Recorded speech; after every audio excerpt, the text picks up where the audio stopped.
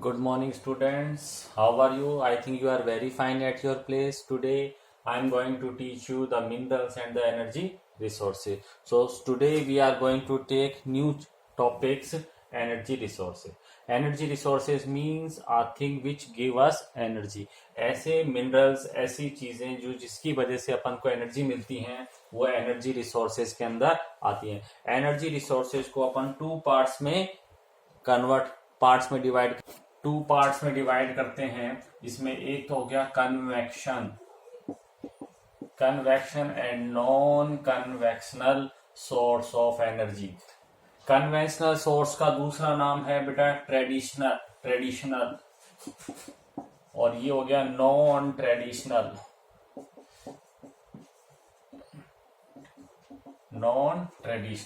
Traditional का मतलब होता है जो अपन बहुत पहले से यूज कर रहे हैं और आज भी यूज कर रहे हैं, और नॉन ट्रेडिशनल का मतलब होता है जो अपन पहले यूज नहीं कर रहे थे, आज यूज कर रहे हैं. तो ट्रेडिशनल में क्या आ गया? फॉसिल फ्यूल आ गया. फॉसिल फ्यूल में भी कोल है, पेट्रोलियम और जो आपके डीजल वगैरह है वो अपन ने बाद में स्टार्ट किया. ठीक है. हाइड्रो इलेक्ट्रिसिटी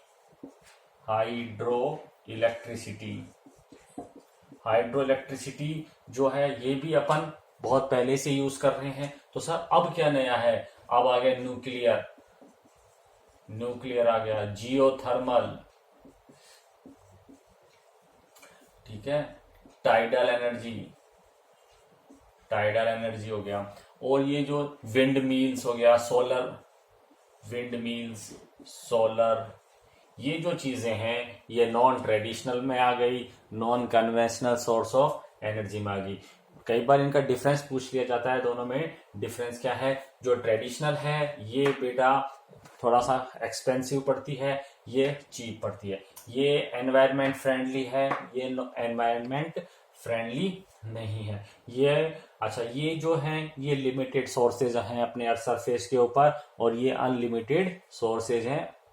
डेवलप कंट्री जो हैं वो आज का नॉन ट्रेडिशनल या non conventional source of energy को ज्यादा से ज्यादा डेवलप कर रहे हैं. तो आज अपन कन्वेंशनल और नॉन कन्वेंशनल के बारे में पढ़ते हैं. कन्वेंशनल में अपन ले लेते हैं कोल को लेके. कोल जो है अपनी अर्थ सरफेस पे 2 टाइम पीरियड में बना है, एक तो टर्सरी टाइम पीरियड में और एक गोंडवाना टाइम पीरियड में. ध्यान रखना, टर्सरी में जो मिला था ये अपन को 40 मिलियन ईयर एगो पहले मिला था, और जो आपका गोंडवाना वाला ये 200 मिलियन ईयर एगो पहले मिला था. जो गोंडवाना वाला जो एरिया है वो अपन कहलाते हैं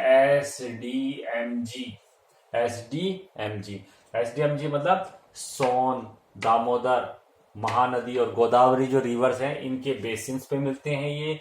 और जो टर्शरी है वो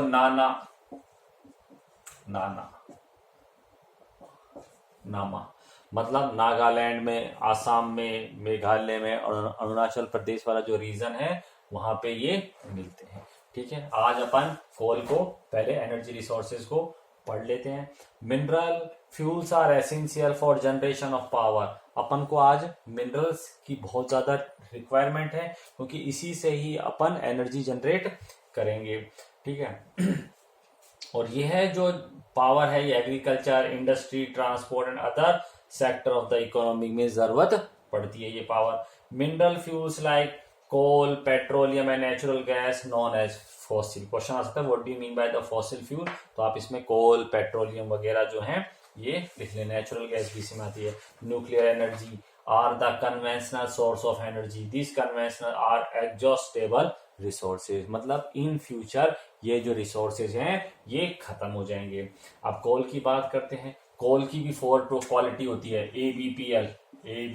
ये कोड ध्यान रखना. एंथ्रेसाइट, बिटुमनी, पीट और लिग्नाइट, ये 4 क्वालिटी के कोल मिलते हैं. एंथ्रासाइट अच्छी क्वालिटी का है, बिटुमनी थोड़ी सी लोअर क्वालिटी आती है, पाइट और लिग्नाइट और भी कम क्वालिटी का मिलता है. ठीक है. Is mainly use in the generation of the thermal power. जो अपन को इलेक्ट्रिसिटी मिलती है हाइड्रो इलेक्ट्रिसिटी से, जो अपन इलेक्ट्रिसिटी जनरेट करते हैं वो सिर्फ 22% है. ठीक है. थर्मल एनर्जी यूज की जाती है. बाकी थर्मल एनर्जी में क्या होता है बेटा, कोयले को जला के और फिर इलेक्ट्रिसिटी जनरेट की जाती है। ठीक है। Coal mainly use in generation of thermal power and smelting of iron, और आयरन को लिक्विड फॉर्म में कन्वर्ट करने के लिए, आयरन को प्योर करने के लिए भी अपन को ये इसमें चाहिए होता है। ठीक है। और जो मैंने आपको पहले बताया कि ये कब कब बना है हमारी अर्थ सरफेस पे, तो 2 टाइम पीरियड थे, गोंडवाना और टर्सरी के अंदर। ठीक है। About 80% of the coal deposit in India is of bituminous type. Underline कर लेना, जो इंडिया में 80% जो अपन को कोयला मिलता है वो बिटुमनी टाइप का मिलता है। इसमें क्या होता है, कार्बन पार्टिकल थोड़े कम होते हैं और एंथ्रासाइड में थोड़े से ज्यादा होते हैं। Type and is non coking grade. The most important Gondwana coal fields are India and located Damodar valley. जैसे मैंने आपको बताया था, सोन, दामोदर, महानदी और गोदावरी जो बेसिन है, इनमें ये अपन को मिलता है। They lie in Jharkhand, Bengal, coal belt and the important coal fields are Raniganj, Jharia, Bokaro, Giridih और करनपुर। बेटा ये चैप्टर थोड़ा सा टफ है, इसमें कई चीजें आएंगी, इसमें आपको माइंस वगैरह भी याद करनी है, तो इसमें आपको ज्यादा दिक्कत वाली बात नहीं है। मैं आपको कुछ कोड्स दे दूंगा, उन कोड्स को जब आप फॉलो करोगे तो आप आसानी से बना सकते हो। जैसे कहाँ कहाँ मिलता है, तो इसके लिए आपको इंडियन मैप की पूरी नॉलेज होना जरूरी है। तो कहाँ कहाँ है देखो, ये बोकारो, जाइरिया, रानीगंज। मैं आपको एक मैप दिखा देता हूँ इंडिया के कन्वेंशनल सोर्स ऑफ एनर्जी में। ये देखो कोयल फील्ड है ये बनी हुई, बोकारो, जाइरिया, रानीगंज, कोरबा, तलचर। ठीक है। सिंगरेली और सिंगरेनी। फिर देख लो BJR, ये कोड ध्यान रखना, ये कोड बना के रखना। बोकारो, जाइरिया, रानीगंज। रानीगंज वेस्ट बंगाल में, जाइरिया झारखंड के और वेस्ट बंगाल के बॉर्डर पे है, और बोकारो आपके झारखंड में है। इसके बाद में कोरबा छत्तीसगढ़ के अंदर आ गया, छत्तीसगढ़। तलचर कहाँ गया, उड़ीसा के अंदर आ गया। फिर एक वर्ड है सिंगरेली और सिंगरेनी। नी तो N पहले आता है या L पहले आता है, GHIJKL, L पहले आता है, तो सिंगरेनी ऊपर है मध्य प्रदेश में, और सिंगरेनी ये आपके तमिलनाडु वाले रीजन में आ जाता है। फिर एक नवेली जो तमिलनाडु के अंदर है वो आ जाता है। बेटा इसके लिए आपको मैप का थोड़ा सा ध्यान देना है, मैं आपको एक बार फिर से ये रिवाइज करवा रहा हूं। बोकारो बेटा बहुत इजी है, आज सिर्फ आप कोल ही लर्न करें, ज्यादा आप लर्न नहीं करें। इनकी माइंस के सिर्फ नेम याद रखें, बोकारो, जाइरिया, रानीगंज, कोरबा, तलचर, सिंगरेनी और सिंगरेली और नवेली।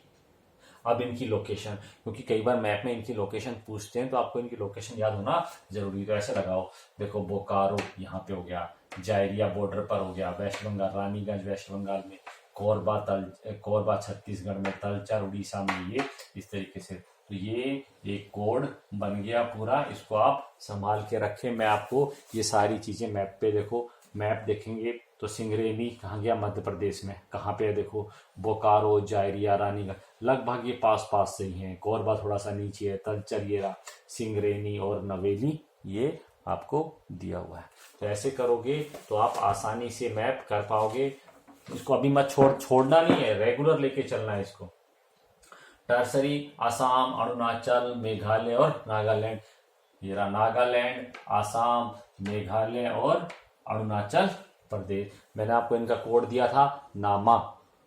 ठीक है, इसको उल्टा भी लिख सकते हो, मना कर सकते हो, मना, जो भी आपको कोड अच्छा लगे वो आप ले लो। हाँ भी कोयला कहाँ है, कोयला साहब हमारे SDMG के पास में है, SDMG।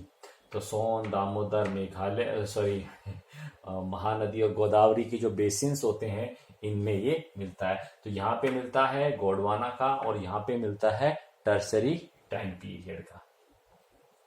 ठीक है, मैं आज तुमको सिर्फ यही करवाएंगे। अब अपन मिनरल्स के ऊपर चले जाते हैं, इसको एक बार कोल को कंप्लीट कर लेते हैं। ठीक है, it extracted from the Dharmagiri, Cherrapunji, Mawlong and, बेटा जो मैंने बताए बस यही याद कर लेना, इतने ही पूछे जाते हैं मैप में, नीचे वाले नहीं पूछते हैं। ठीक है। बिसाइड द ब्राउन कोल और lignite occur in the coastal area of Tamil Nadu, Pondicherry, Gujarat and Jammu and Kashmir. कुछ दूसरे इलाके में भी ये निकलता है।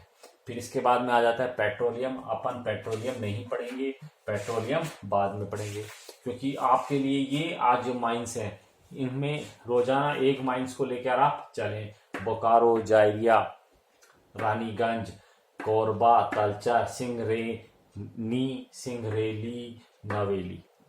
नवेली में लिग्नाइट क्वेश्चन आ सकता है, लिग्नाइट टाइप का कहाँ मिलता है, तो आप नवेली लिख दें, तमिलनाडु में। सबसे ज्यादा 80% कौन सा कोल मिलता है, बिटुमनी मिलता है।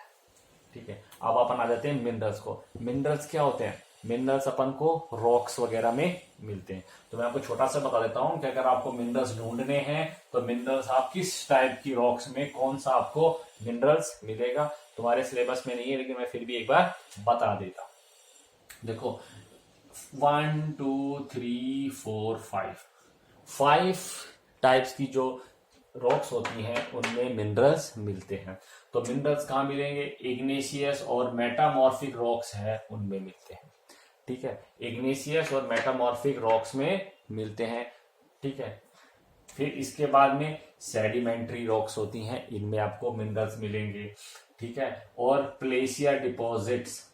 प्लेशियर डिपॉजिट्स का मतलब हो गया ये रिवर जो है अपने साथ में जो सेडिमेंट्स लेकर आती हैं उन सेडिमेंट्स को प्लेशियर डिपॉजिट बोलते हैं। यहां पे मिलता है आपका जीपीएस गोल्ड, प्लेटिनम, सिल्वर और टीन। ध्यान रखना ये कोड दे रहा हूं, ये कोड प्लेशियर डिपॉजिट्स में मिलते हैं। अच्छा, सेकेंडरी के अंदर कैसे मिलते हैं, सेकेंडरी में क्या होता है, एक्यूमुलेशन होता है, कॉम्बिनेशन होता है। यहाँ पे क्या होता है, सेडिमेंट्री रॉक्स होती है, इनकी इरोजनल एक्टिविटीज होंगी। इरोजनल एक्टिविटी होने के बाद में वो मटेरियल कहीं जाके रुक जाएगा, रुकने के बाद में वहां पे कुछ और मटेरियल्स हैं वो भी आके मिलेंगे, जिसकी वजह से एक नया टाइप का मिनरल्स यहाँ पर ओरिजिन हो जाता है। ठीक है, अब 4 ले लेते हैं, बक्साइट, BAUXITE। बक्साइट से क्या निकाला जाता है, एल्यूमिनियम निकाला जाता है। इनके लिए कहा जाता है जब रॉक्स का डिकम्पोजिशन होता है, फिर वो डिकम्पोजिशन होने के बाद में वो मटेरियल जो है किसी लिक्विड के साथ में, रेन वाटर के साथ में मिलकर चला जाता है, और जो मटेरियल बच गया उसी में ही आपका बक्साइट होता है। और ओशियन फ्लोर के अंदर आपको मिलता है, जैसे कॉमन साल्ट हो गया, ब्रोमीन हो गया, ये आपको यहां पर मिलते हैं। ठीक है, अच्छा, इसमें क्या मिलता है, लीड, कॉपर, टीन और जिंक मिलता है, LCTZ। ध्यान रखना इसमें है, ये जीपीएस, और इसमें ग्रेफाइट्स में जिप्सम मिलेगा, है पोटास मिलेगा, जीपी जिप्सम मिलेगा और पोटास मिलेगा। ये रहा, आपको लर्न सिर्फ समझना है, इसको याद करने की जरूरत नहीं, तुम्हारे सिलेबस में नहीं है, लेकिन मैंने फिर भी आपको ये करवा दिया। ठीक है, India is endowed with a rich variety of mineral resources due to its varied geological structure। India का जो जियोलॉजिकल स्ट्रक्चर है, जियोलॉजिकल स्ट्रक्चर कैसा है इंडिया का, यहाँ पे हिमालयन माउंटेन है, यहाँ पर प्लेट्यू भी है, यहाँ पर प्लेन्स हैं, यहाँ पे डेजर्ट भी है, कोस्टल रीजन्स हो गए। इस वजह से यहाँ पे इंडिया में डिफरेंट टाइप की क्लाइमेटिक कंडीशंस होने की वजह से, डिफरेंट टाइप के लैंडफॉर्म्स होने की वजह से डिफरेंट टाइप के जो हैं यहाँ पर मिलते हैं। ठीक है, bulk of valuable minerals are produce और प्री पैलियोजिक एज। एक टाइम पीरियड है, अपने 11th में पढ़ा होगा हमने, पूरे अपने ज्योग्राफिकल स्ट्रक्चर को, जब अर्थ फॉर्म हुई थी, अर्थ से पहले क्या था, डायनासोर आए, तो ये सारे टाइम पीरियड को अपन ने बना दिया, डिवाइड कर रखा है, 11th क्लास में याद होगा। तो उसी टाइम पीरियड में मिनरल्स अपने बने थे। ठीक है, metamorphic igneous rock of the peninsular plateau में मोस्टली जो मिनरल्स हैं वो पहले मैंने आपको 11th क्लास में पढ़ाया था। ये सपोज करो अपना इंडिया है, इस इंडिया में ये वाला एरिया जो है इंडिया है, इस इंडिया में आपको इस इंडिया में आपको 4-5 जगह पर मिलेंगे। एक तो नॉर्थ ईस्टर्न वाले जो एरिया है यहाँ पे आपको मिनरल्स मिलेंगे। साउथ वेस्टर्न जैसे यहाँ पे क्या आ गया, जैसे मैंने अभी आपको बताया था आसाम, अरुणाचल प्रदेश, मेघालय में मिलेंगे। यहाँ पे साउथ वेस्टर्न में आ गया मुंबई, कर्नाटक, केरला वाले जो रीजन है यहाँ पर मिलेंगे। ठीक है, इसके अलावा नॉर्थ वेस्टर्न रीजन राजस्थान वाला जो एरिया है यहाँ पर आपको कुछ मिनरल्स मिलेंगे। ठीक है, समझ में आ गया। तो मिनरल जो है ओनली 3 एरियाज में, एक तो ये वाला एरिया हो गया, एक ये वाला एरिया हो गया और एक ये वाला एरिया हो गया। इनके अलावा मिनरल्स आपको नहीं मिलेंगे। The vast alluvial plain tract of North India is devoted of mineral of economic use. जब रिवर्स आती, मैंने आपको बताया था ग्लेशियर डिपॉजिट, जब रिवर्स यहाँ पे ग्लेशियर से आएंगी नॉर्थ इंडिया में और पेनिसुला प्लेट्यू में जब फ्लो होती हैं तब ये अपने साथ में ग्लेशियर डिपॉजिट लेके चलती हैं, तो इनमें बहुत सारे मिनरल्स भी मिल जाते हैं। ये मिनरल जो हैं ये कंट्री को बहुत जरूरत है।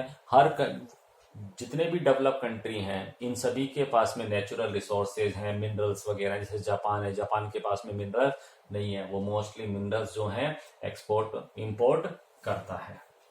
ठीक है, द मिनरल रिसोर्स प्रोवाइड अच्छा development. In this chapter we shall discuss availability of the various types of minerals and energy resource. आज अपन डिफरेंट टाइप की मिनरल्स के बारे में पढ़ेंगे। अब ये है मिनरल्स क्या होता है, what is the meaning of the minerals. अगर कोई पूछे तो कह देना एक natural substance of organic and inorganic origin with definite chemical and physical property होती है। फिर से सुन लो, एक नेचुरल और substance of organic and inorganic which having a definite chemical and physical property that is known as mineral। जैसे आपने कभी देखा होगा, आपने बजरी होती है, बजरी कंस्ट्रक्शन का काम होता है तो उसमें एक मिट्टी इस्तेमाल करते हैं। उस मिट्टी में आप मैग्नेट लेकर उसको घुमाओगे तो उसके ऊपर आयरन के ओर्स जो हैं वो लग जाते हैं। तो अपन को कोई भी मिनरल्स इसी तरीके से मिलता है। इस मिनरल्स को फिर बाद में अपन प्योरीफाई कर देते हैं।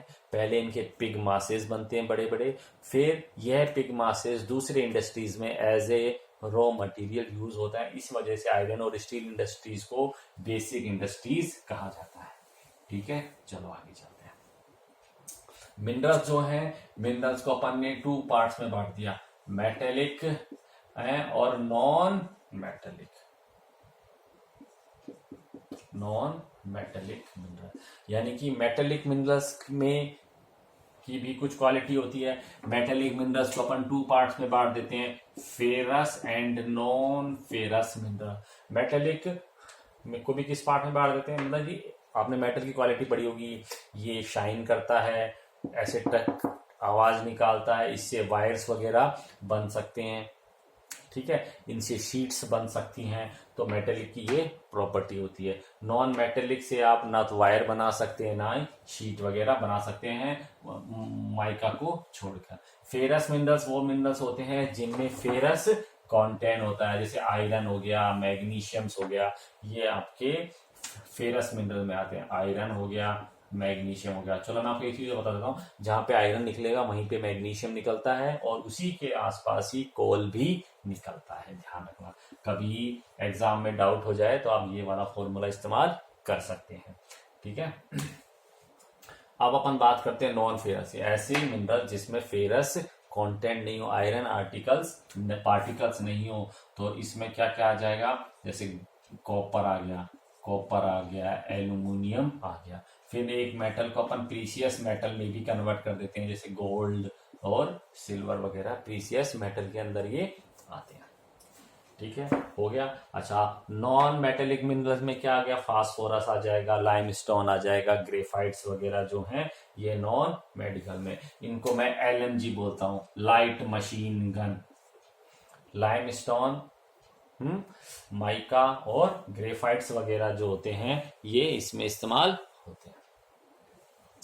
On the basis of chemical and physical property, minerals may be grouped under 2 main category of metallic and non-metallic mineral.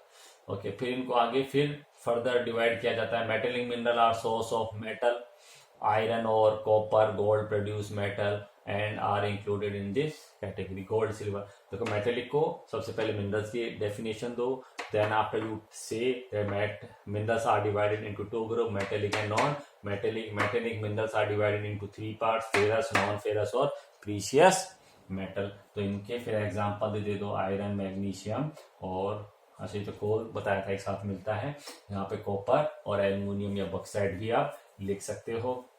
और यहाँ पे आप गोल्ड सिल्वर एग्जांपल दे सकते हो। Ferrous refer to the iron, all those mineral which have iron content are ferrous, such as iron ore itself, and those which don't have iron content non ferrous कहलाता है copper और bauxite. Aluminium बोल लो, bauxite बोलते, पहले अपने बॉक्साइट्स मिलेगा, उस bauxite को प्योरीफाई करेंगे तो एल्युमिनियम बनता है। Non metallic minerals are either organic in origin, non metallic जो होते हैं ये ओरिजिन से फॉसिल फ्यूल्स होते हैं ये, ठीक है, derived from the buried animal and plant such as coal and petroleum. Non metallic में आपके पेट्रोलियम और फॉसिल फ्यूल भी आगे चलते हैं।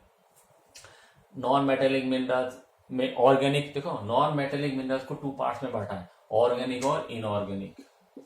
ऑर्गेनिक और इनऑर्गेनिक, ऑर्गेनिक वो जिसमें प्लांट्स और एनिमल्स के डेड रिमेन से बने हैं, और इनऑर्गेनिक का मतलब, अच्छा जब हम छोटे थे तो हमको हमारे टीचर थे वो बताते थे ऑर्गेनिक कंपाउंड कौन से होते हैं और इनऑर्गेनिक कौन से होते हैं। तो मोस्टली जो लिविंग बीइंग्स होते हैं वो ऑर्गेनिक के अंदर आते हैं, और नॉन लिविंग बीइंग्स जो हैं वो इनऑर्गेनिक के अंदर आते हैं, ये ध्यान रखना, ठीक है।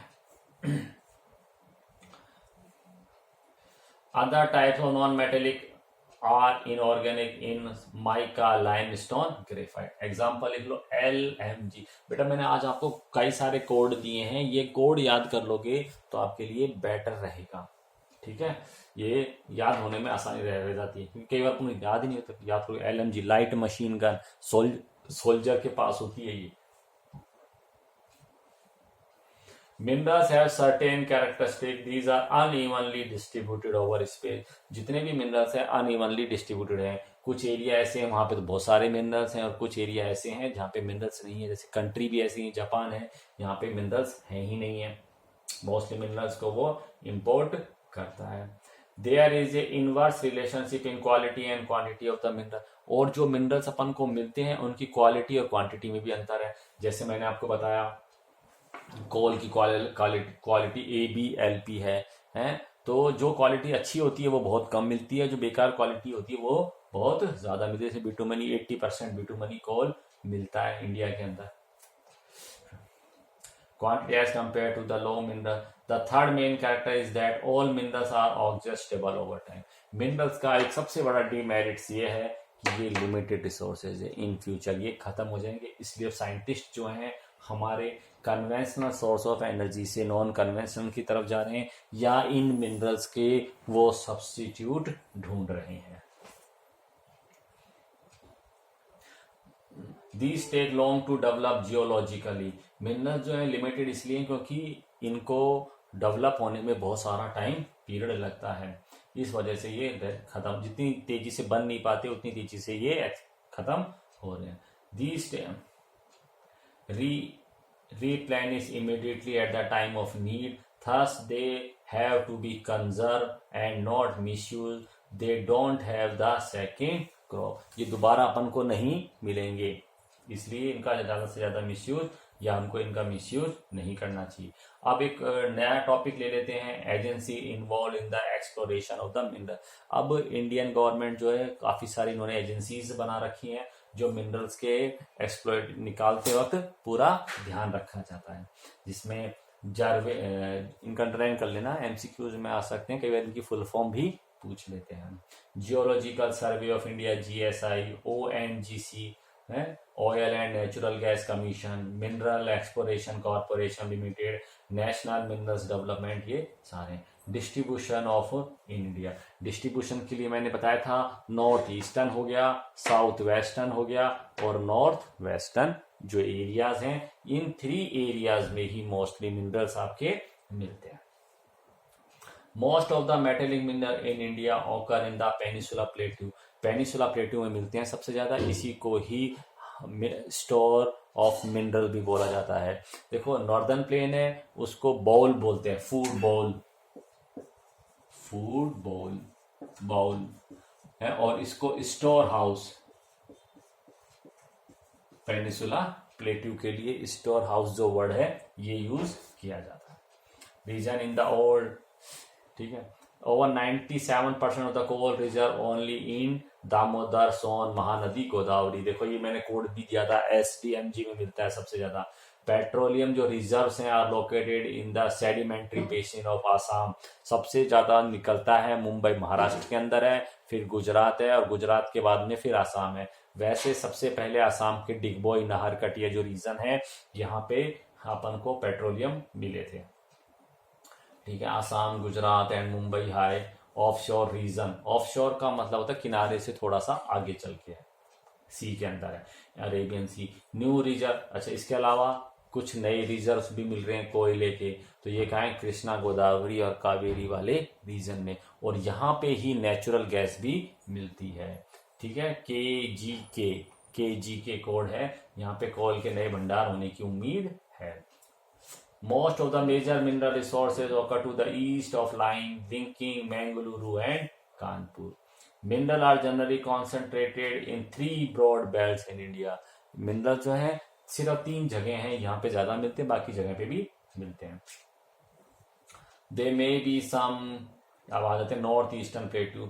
नॉर्थ ईस्टर्न प्लेट्यू में झारखंड आ गया, उड़ीसा प्लेट्यू आ गया, वेस्ट बंगाल, छत्तीसगढ़। ये अच्छा कभी कोई पूछ ले कि कौन सा मिनरल कहाँ पे है, तो सबसे ज्यादा जो मिनरल्स हैं वो उड़ीसा के अंदर मिलते हैं। ठीक है, तो अगर आपको नेम याद है तो ठीक है, नहीं तो कई बार तुक्का मारना हो तो आप उड़ीसा भी लिख सकते हो।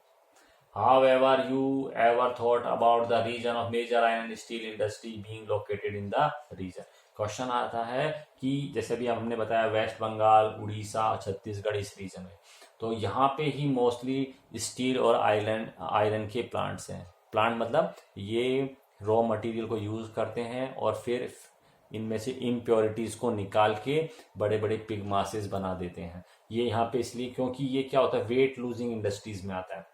वेट लूजिंग इंडस्ट्रीज का मतलब होता है बेटा, अगर ये अपने फील्ड से, माइन से इनको किसी चीज में ट्रांसपोर्ट किया जाता है, तो सपोज कीजिए ट्रांसपोर्ट लोड किया गया तब उनका 100 kg वेट था, लेकिन जब वो अपने डेस्टिनेशन तक पहुंचते हैं तो उनका वेट कम हो जाता है, हवा से उड़ जाते हैं, कुछ भी हो सकता है, तो इसीलिए उनको वेट लूजिंग इंडस्ट्रीज कहते हैं। इसीलिए माइंस के पास ही इनकी जो फैक्ट्रियां वगैरह होती है, इंडस्ट्रीज होती हैं, वो वहीं पे लगी हुई होती हैं।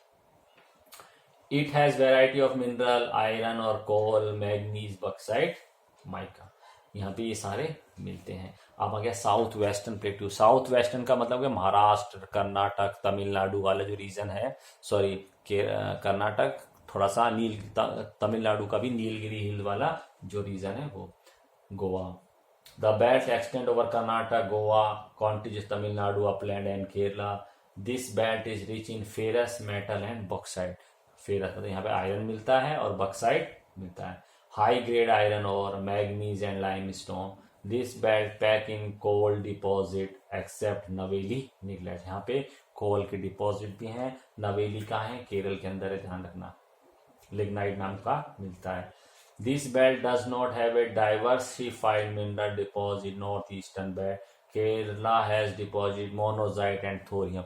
मोनोजाइट और थोरियम क्या है, ये न्यूक्लियर एनर्जी में इस्तेमाल होते हैं ये। गोवा हैज आयरन और डिपॉजिट्स हैं। अब आ जाते हैं नॉर्थ वेस्टर्न। तो नॉर्थ वेस्टर्न में मोस्टली राजस्थान और कुछ पार्ट गुजरात का, पंजाब और हरियाणा में तो बहुत कम है। This belt extend along Aravalli in Rajasthan, part of Gujarat and mineral associated with Dharwad system of rock. Dharwad कहाँ है, गुजरात में। Copper, zinc have been major mineral, जैसे राजस्थान में खेतड़ी है, वहाँ पे कॉपर मिलता है, जिंक है। Rajasthan is rich in the building stone, sand stone, granite, marble, gypsum, fuller earth deposit are also extensive. Dolomite and limestone provide raw material for cement industry. Underline कर लेना, पूछा जाता है कि डोलोमाइट जो है किस टाइप की इंडस्ट्रीज में यूज होता है, तो cement industry. Gujarat is known for its petroleum deposit. यहाँ पे बहुत सारे आजकल पेट्रोलियम के डिपॉजिट्स मिल रहे हैं। ठीक है, you may have been knowing the Gujarat and Rajasthan both have rich source of salt. यहाँ पे बहुत ही बड़ी मात्रा में नमक भी निकलता है। इसी वजह से why and where Dandi march was organize by Mahatma Gandhi. Dandi march कहाँ है? ये गुजरात में है। हिमालयन बेल्ट जो है, यहाँ पे भी कुछ मिनरल्स वगैरह मिलते हैं। कॉपर है, लेड है, जिंक, कोबाल्ट, टंगस्टन।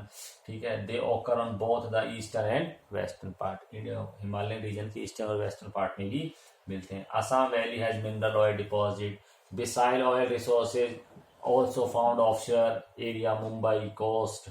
ठीक है, अब ले लेते हैं फेरस मिनरल के बारे में। अच्छा, फेरस मिनरल मैं आपको बाद में कराएंगे। आज के लिए इतना ही काफी है आपका। अब अपन थोड़ा सा एक रिवीजन कर लेते हैं जो आज मैंने आपको बताए थे। मैंने आपको पहले 5 टाइप्स की रॉक्स में मिनरल्स बताए थे। तो 1 2 3 4 5 तो इग्नेशियस और मेटामॉर्फिक रॉक्स में मिलते हैं। ये बेड्स और लेयर बोलते हैं इनको, बेड्स और लेयर। ठीक है, एक सेडिमेंट्री रॉक्स में भी मिलते हैं। सॉरी, बेड्स और लेयर तो बेटा इसका है। वेन्स और लोड्स बोलते हैं, veins and loads. Small occurrence veins होता है और है लार्ज अमाउंट में मिलते हैं, उनको लोड्स बोलते हैं। ठीक है, सेडिमेंट्री रॉक्स बेड्स और लेयर्स में मिलती हैं। ये 11th क्लास में बताया था बेड्स और लेयर क्या होती है। बेड्स और लेयर माउंटेन इनके अंदर सरफेस के नीचे से जो वॉल्केनिक एक्टिविटी, जितने भी मिनरल्स अर्थ सरफेस में मिलते हैं ये वॉल्केनिक एक्टिविटी की वजह से अर्थ सरफेस तक पहुंचे हैं। ग्लेशियर डिपॉजिट्स हो गए, ग्लेशियर डिपॉजिट्स हो गए हैं। बॉक्साइट बता ही दिया कैसे मिलता है। ठीक है, बॉक्साइट के बाद में ओशियन फ्लोर पे मिलते हैं। इंडिया में सिर्फ 3 एरियाज में मिनरल्स मिलते हैं। एक हो गया नॉर्थ ईस्टर्न और एक नॉर्थ वेस्टर्न और साउथ वेस्टर्न। सिर्फ 3 जगह पे मिनरल्स आपके मिलते हैं। नॉर्थ ईस्टर्न में झारखंड आ गया, वेस्ट बंगाल आ गया, उड़ीसा आ गया, छत्तीसगढ़, इन एरिया में मिलते हैं। छोटा नागपुर प्लेट्यू है। और ये नॉर्थ वेस्टर्न में आपके राजस्थान में और गुजरात में मिलते हैं। और साउथ वेस्टर्न में आपके महाराष्ट्र में मिलते हैं, कर्नाटक में, गोवा में, केरल में और तमिलनाडु में मिलते हैं। क्लियर है? अच्छा, दूसरा कौन कौन से मिनरल्स, जैसे अब कोल, आज आपको मैंने कोल बताया था। कोल जो है, कोल की कितनी कैटेगरी होती है? 4 कैटेगरी होती है, A B P L. India में सबसे ज्यादा 80% बिटुमनी मिलता है। ये सेकंड पोजीशन पे एंथ्रासाइट, बिटुमनी, पीट और लिग्नाइट। ठीक है, अब जो कोयल है वो कहाँ कहाँ मिलता है? तो कोल कहाँ कहाँ मिलता है ये मैंने आपको मैप के जरिए बताया था। फिर समझ लो, इंडिया में बोकारो, जायदिया, रानीगंज, कोरबा, तलचर, सिंगरेली, GHIJKL, तो सिंगरेली और सिंगरेनी और फिर नवेली तमिलनाडु में। ऐसे याद करो। तो इनकी लोकेशन बोकारो झारखंड में, जायरिया दोनों के बॉर्डर पे, रानीगंज वेस्ट बंगाल में, कोरबा छत्तीसगढ़ में, कल्चर उड़ीसा में, ये आपके आंध्र प्रदेश में, ये मध्य प्रदेश में हो गया। देखो साथ ही है, ये मैंने भी साथ ही बनाए हैं, ऐसे ध्यान रखा करो यहाँ। और फिर एक नेवेली लिग्नाइट है तमिलनाडु के अंदर। तो इनको ऐसे आप करके चलेंगे तो आपको बहुत ही अच्छी तरीके से ये सारा कुछ याद हो जाएगा। ठीक है, कोल की क्वालिटीज बता दी है। एक बार मैप में और सर्च कर लेते हैं। बेटा बार बार मैप देखोगे तो आपको फायदा होगा। और मैप के लिए आप पूरा बंच खरीद लेना मार्केट से। आपको मैप की बहुत अच्छी प्रैक्टिस तभी होगी तब आप मैप करते रहोगे। एक बार कहाँ कहाँ लोकेशन है देखो, बोकारो, जायरिया, रानीगंज, सिंगरेली इधर आ गया, कोरबा, तलचर है, सिंगौली आ गया, और ये नी, मेरे को इनके प्रोनाउंसिएशन में प्रॉब्लम होती है तो मैं इनको ऐसे याद कर लेता हूँ। ये नवेली हो गया। ठीक है, अच्छा, अब अपन ने थोड़ा सा पेट्रोलियम के बारे में भी पढ़ा था। कोल जो था टर्सरी और गोंडवाना लैंड में मिलता है, बना था। तो टर्शरी और गोंडवाना, टर्शरी और गोंडवाना। तो गोंडवाना जो था 200 मिलियन ईयर एगो पहले था और ये 40 मिलियन ईयर एगो पहले था। है गोंडवाना में एस डी एम जी भी बोल सकते हो, यहाँ पे मिलता है। फिर के कृष्णा, गोदावरी और कावेरी जो रीजन है इसमें भी मिलते हैं। यहाँ पे ही आपको नेचुरल गैस के भंडार भी मिलते हैं। और यहाँ पे क्या है, मना में मेघालय, आसाम, नागालैंड और अरुणाचल जो प्रदेश वाले एरिया हैं, यहाँ पे टर्शरी टाइप का कोल मिलता है। आसाम में ही सबसे पहले पेट्रोलियम प्रोडक्ट थे वो मिले थे, ठीक है। और पेट्रोलियम प्रोडक्ट जो है सबसे ज़्यादा कहाँ मिलते हैं, महाराष्ट्र में मुंबई हाई से निकाला जाता है पेट्रोलियम, उसके बाद में गुजरात है और आसाम का नंबर 3rd आता है पैदा करने में, ठीक है। और यहाँ पर आसाम में कौन सी दो मतलब फील्ड्स हैं, तो नाहर कटिया और डिगबोई। बेटा आज इनका इतना ही याद कर लो, बाकी जब अपन दोबारा से पेट्रोलियम लेंगे तो इसको और अपन कैरी करेंगे, ठीक है। अच्छा, मिनरल्स जो होते हैं, what is the meaning of the minerals? Minerals जो होते हैं नेचुरली ऑक्यूरेंस सब्सटेंस होता है, इनमें ऑर्गेनिक और इनऑर्गेनिक प्रॉपर्टीज होती हैं, इनकी डेफिनेट केमिकल और डेफिनेट फिजिकल प्रॉपर्टी इनकी होती है, उन्हीं को अपन मिनरल्स कहते हैं। मिनरल्स को अपन डिवाइड कर देते हैं टू पार्ट्स में मेटेलिक और नॉन मेटेलिक। मिनरल्स में कन्वर्ट कर देते हैं मेटल, देखो मिनरल्स के बाद में मेटेलिक और नॉन मेटेलिक।